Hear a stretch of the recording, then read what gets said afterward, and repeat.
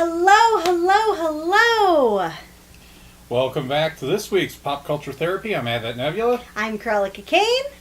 And this episode's going to be on the shorter side from what we normally do, but we're going to go over spoiler culture and the fact that there are people like me who will read everything up on a wiki, go on, don't give a shit about spoilers, and then there's the opposite. And I would say the opposite is actually Kaiji no Kami. Exactly. Oh my lord. So, Kaiji no Kami, if you haven't figured this out about him, if you don't know him personally, or if you haven't seen him raging online, he hates spoilers. To the nth degree, he hates spoilers. Which makes me wonder sometimes how he can avoid spoilers for years on certain things that you're just going to get spoiled on with the way we attend conventions. And then there are times when there's spoilers that do get leaked, he either just shrugs his shoulders, which if it's something about something he doesn't care about, or he just takes it to this angry, bear-like thing. And me, I don't go to the degree that Nebula does. I don't read every single wiki on everything. However, if someone triggers me, so to speak, and gets me into this element of something about pop culture, it could be on a book, a movie, music, what have you. You'll turn a little Miss Troll. Oh, I'll turn a little Miss Troll. I will look for everything on it. And it drives people nuts because there are times where where Nebula will specifically spoil something for shits and giggles, so to speak. Yeah. When I spoil something, I do it completely accidentally, and I do it on the most monumental things. So, I actually thought we would get divorced because I accidentally spoiled a character death in One Piece that was his favorite character, and I wasn't even thinking about it. And if you know One Piece, it's not that hard to figure out who the character is, but oh my god, I thought Kaiji no Kami was going to murder me. Not surprising with the way you tend to blurt out things at the most inopportune times. But when Nebula does it, he does not consciously think about who still wants to see it. And we all want to kill him many, many times. Yeah. But the reason for this is, the reason why we're doing this anecdote is because within pop culture, there is this element of either wanting to have everything secret, or wanting to know what's going on, or just kind of being stuck in the middle of, yes, you'd like to know a little bit more about your favorite things before they come out, but at the same time, you don't want to ruin the surprise of it. Yeah. And it's hence why, with the group, if it's something that we all are going to see, we try to see within the first week and a half it's been out, so we've all seen it and we can talk about it. Because Crystal's Bloodborne is even worse when it comes to spoilers than Kaiji no Kami. Oh yeah, no. Between the two of them, I think it's almost like a cause for seppuku if you actually spoil something that they care about.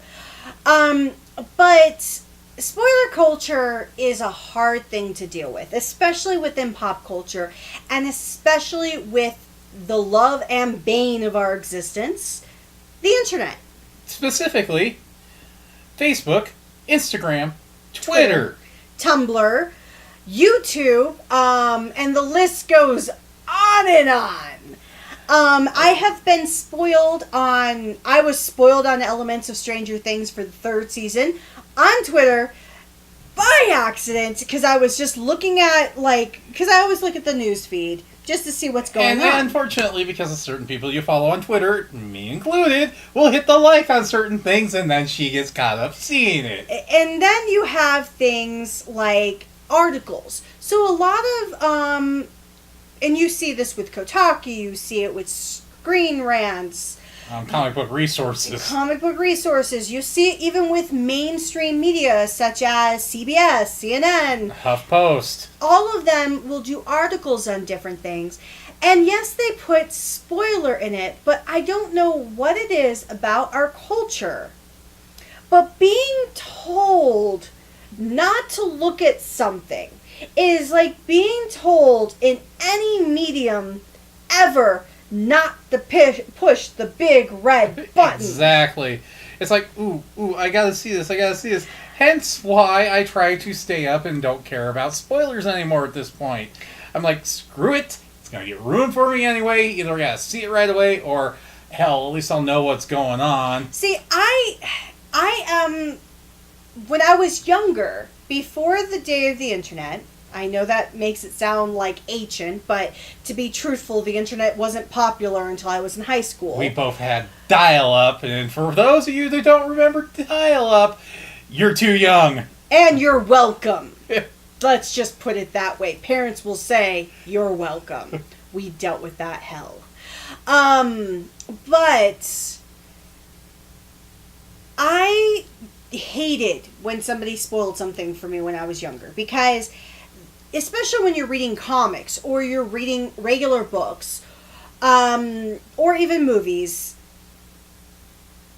the only way you could be spoiled by something in the 80s, 90s, and probably early 2000s. I want to say till about 2003 when broadband became readily accessible. Once and more sites got involved in spoiler culture, the only way you could be spoiled of something in pop culture was if your friends or family or classmates, and I say friends or family first because depending on your age, or classmates if you're high school, college, elementary school, they spoiled something for you. Yeah. There was no way you were going to find out from the stranger down the street what happened unless they actually talked to you. Exactly. There's actually a good episode of Seinfeld back in the day where Kramer keeps spoiling stuff for everybody. Yep. And that was what spoiler culture was like pre-internet. And spoiler culture was really based on the individual. There was not this widespread spoiler culture because your family was your spoiler culture. Your family ingrained into you how you handled things. I didn't know about certain things that happened in Stephen King books, even though my family had all read them or anything, until I actually read them. The same thing when you're getting into the Star Wars films. Nobody spoiled anything. Nobody spoiled Alien for me. I knew the experience. I was able to be involved in it. And just like everyone else in the 80s, 90s, and early 2000s culture, and even before that, but I highlight those because that's when everything really boomed, everybody kept it to themselves. Everybody held anything pop culture sacred. Once broadband, because that's a great example, once broadband came into the forefront of the world and more chat sites became popular, Yahoo came in, MSN started coming in, Google started... You no longer were relegated to the IRC chat rooms. Online forums became a thing. Yeah, online forums. And this is even before YouTube. This is like this 5-year span before YouTube even happened. This is pre-social media when MySpace was really the only thing, and you didn't have a spoiler culture with MySpace. You didn't. You had the startings of people rumbling about it, but there was still that, like, I hate to use the term, naivete. Everybody wanted to hold everything sacred.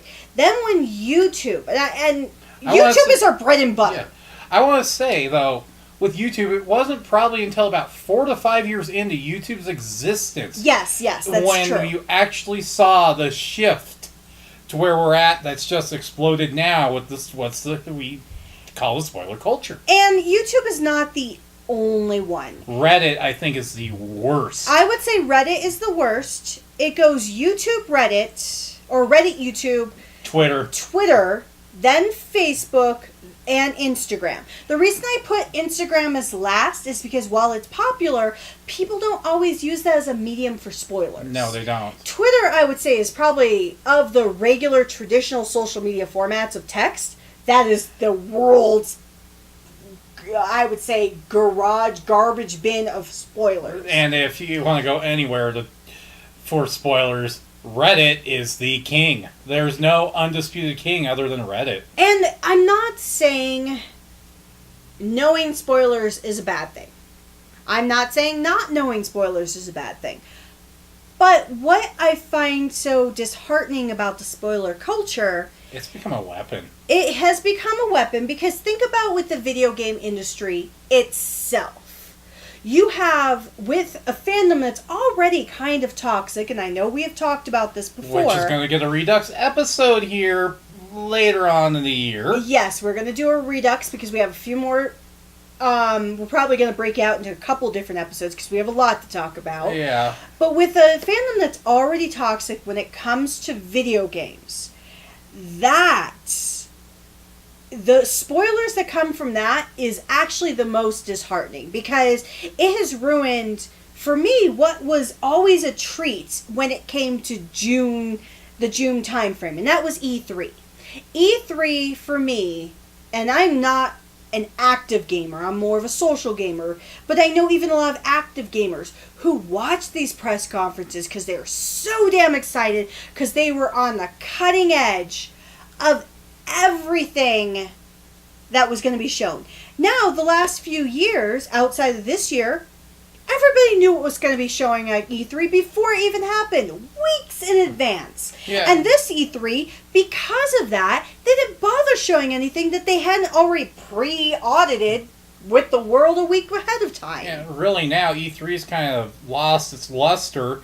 Because of the spoiler culture. Gamescom and Tokyo Game Show, the other two big trade shows for video games, don't have the same energy they had back in the day. Tokyo Game Show is really the only one where you get the surprises now. And that is only because they found a way. And with spoiler culture, you make a great point. It has been weaponized. And it is disheartening because people are not checking their audiences or finding ways to prevent spoilers from being out there. In a way, the medium has shifted to where they go, okay, that's going to make us money leaking out these articles. Because think about with the Brony community. Let's put that on high alert for the spoilers.